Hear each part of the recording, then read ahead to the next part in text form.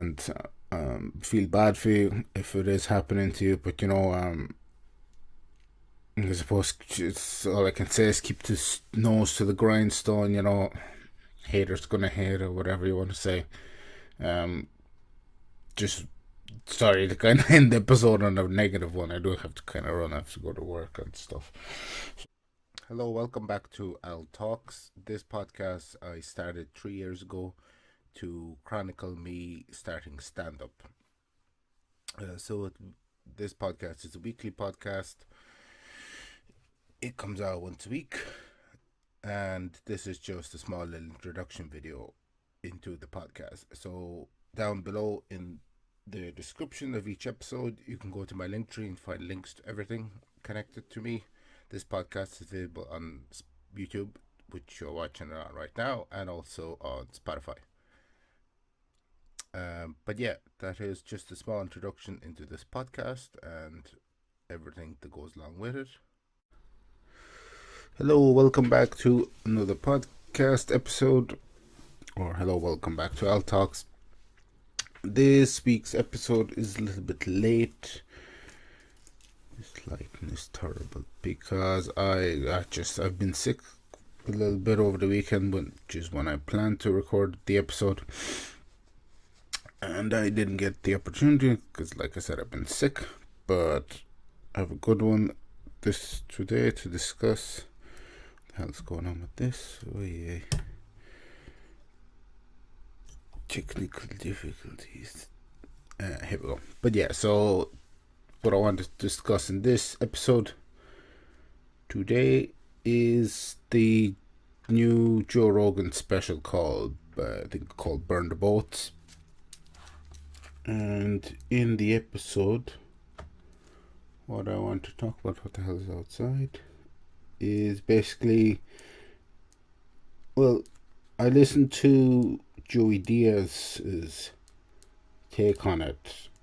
Joey Diaz and Joe Rogan have been friends for quite a number of years, a couple of decades, in fact, at this stage.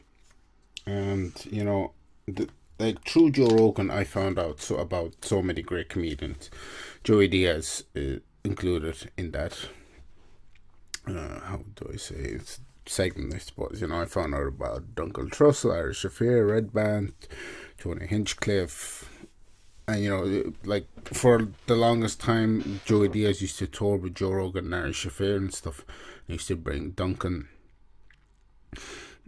And in terms of comedy, Joe Rogan has been a huge pushing force in it becoming popular and stuff like that. Being one of the more successful comics from stand-up as well. And in the past, he's very, very dedicated to stand-up. I know some people have some of his material they don't find funny, which is myself included. Now, I wouldn't just go out there and say this special is probably his best special, and I've listened to all of them, and I've listened to the Joe Rogan Experience a lot. He's a great podcaster. That's one of his greatest strengths. He's a great UFC commentator. Now, but there was a lot of material in this that I only listened to it or listened/watched. Say it's now, I'm recording this at 1:30. I finished watching it half an hour ago, so it's very, very fresh in my mind. But I have to say it was very good crafted material.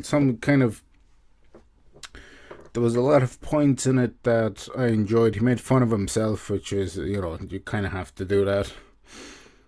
And, he kind of summarized the whole, because, his last special was 6 years ago, so this is all, he did his special before COVID. So, Joe Rogan's life has changed completely. He's moved to Texas. He's started his own comedy club, and Austin's become a center of comedy. Outside of New York and LA, Austin has become a huge. People actually fly over the world just to go to see one of his shows. It sells out every single night. It's a huge success. People move there to start doing stand up and stuff like that.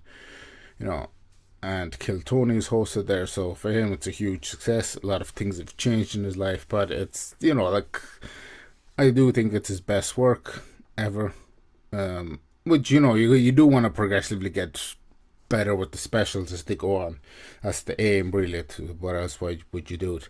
And also the fact that he did it live is, other than, I think, Dave Chappelle and not Kevin Hart, Chris Rock did it live as well. I think, what's his name? Cat Williams might have done one as well. I don't remember. There hasn't been that many like live recorded specials, which kind of adds a lot of pressure to it and such. So I have to say, and listen to Joey Diaz's podcast episode before watching the podcast. My virus protection's out of date. Well, that's great. Anyway, now you know. But listening to that episode was, it was very interesting, his take on it, because like I said, he used to tour with him and they've been friends for forever at this stage. It was very interesting to get his perspective because, I took a lot of inspiration from Joey Diaz. I have his book, you've heard me talk about him multiple times on the podcast episodes.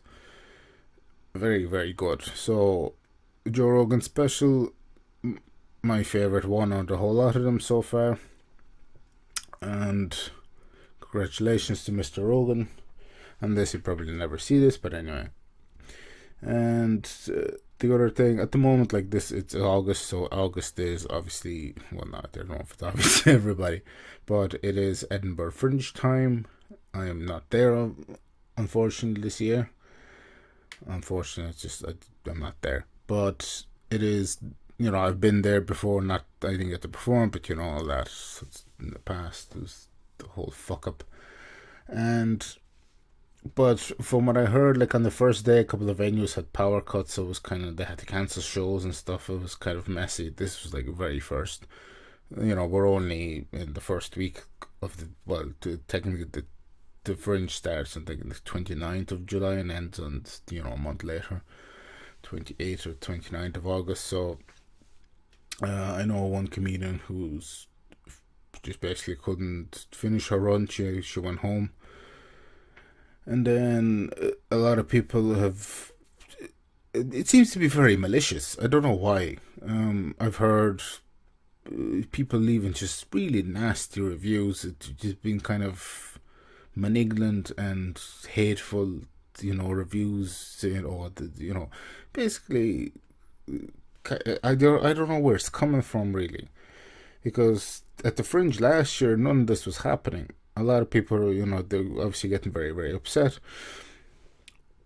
To performers, our art is personal because we create it.